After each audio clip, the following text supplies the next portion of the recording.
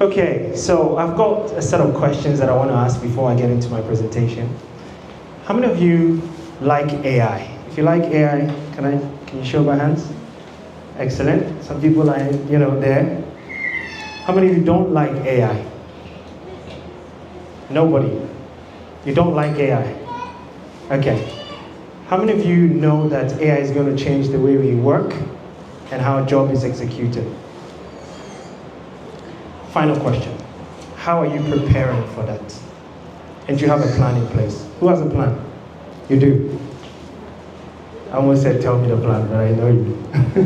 I know you have a plan. I'll take up your whole presentation.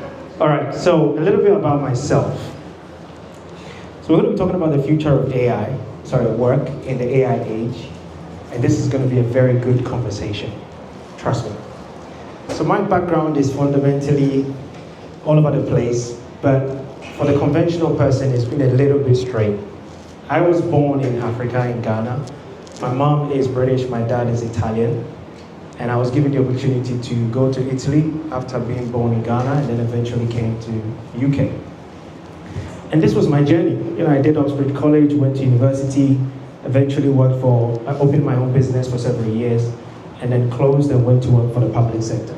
So I worked for government for several years, and then finally went into technology, and then later on in fintech.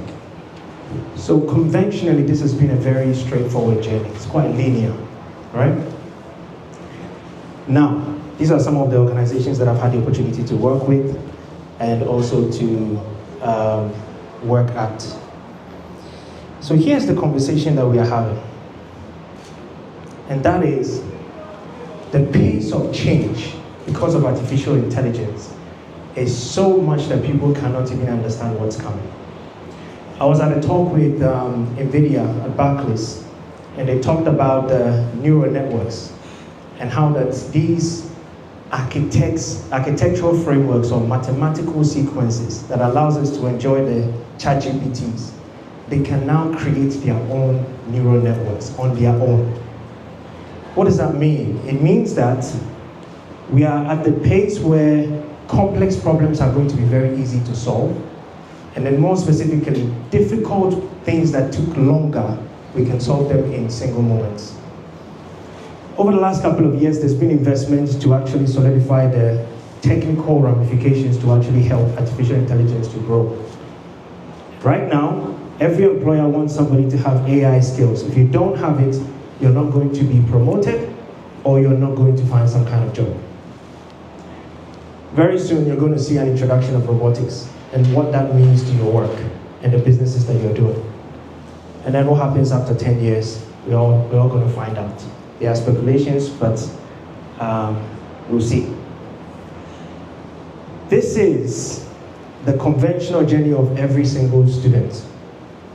You go to some educational setting, they provide you the enabling environment to study, you should learn, qualify, get a job, and you work.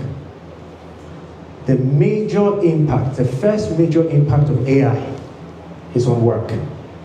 Is how we do things. That has changed. And I'm going to show you what I mean. This is why the employment market is having real drastic changes. And it's only the beginning.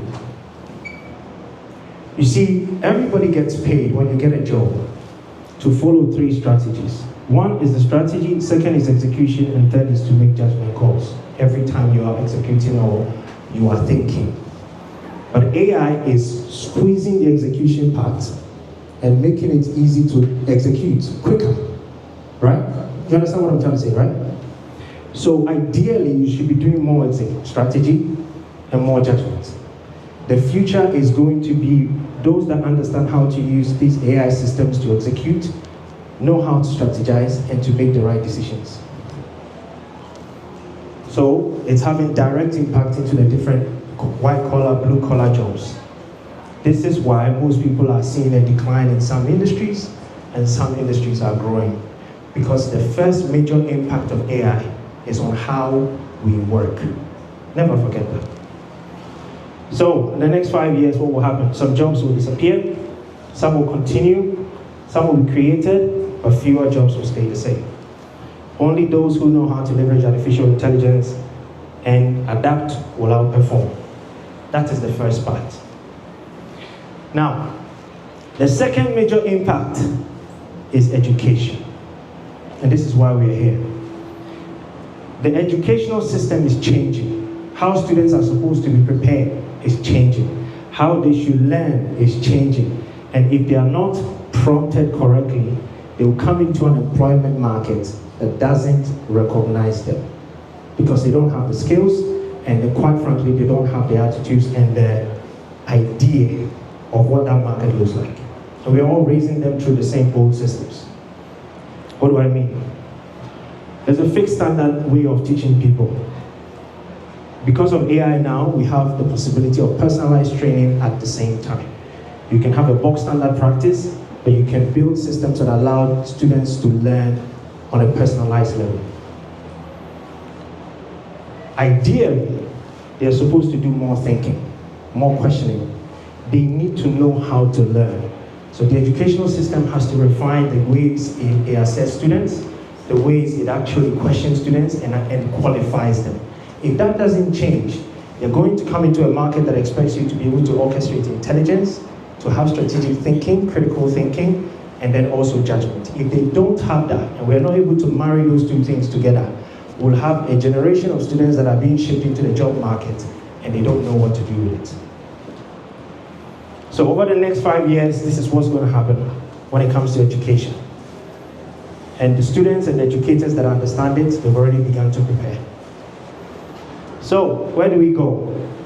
Education prepares the workforce. If job shifts to evaluation, education must too. The old ways of doing things are gone, and the new ways are here. You have to know how to orchestrate intelligence. That is the major skill today. All of us have at our disposal expertise. People that have done incredible things, they're all in your pocket now. It's not just having access to it, it's knowing how to channel it to the right direction.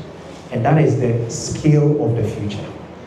Those that know how to do it will not have leverage. They will have exponential leverage. You can't compete because they are channeling agents, they are channeling operating systems, they are channeling quite a lot that a human being cannot do on their own. So these are the skills that need to be embedded in the students. Domain expertise is still very relevant. AI system, judgment. Mr. Anthony here talked about communication, right? Accountability, AI operating systems, data literacy. This is what an average student must have if they're going to be able to compete in the world. I put a roadmap here of what they need to do in terms of their career.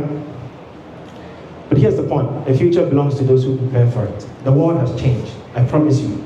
I help organizations to actually implement AI systems, and I can assure you that the competition is even different.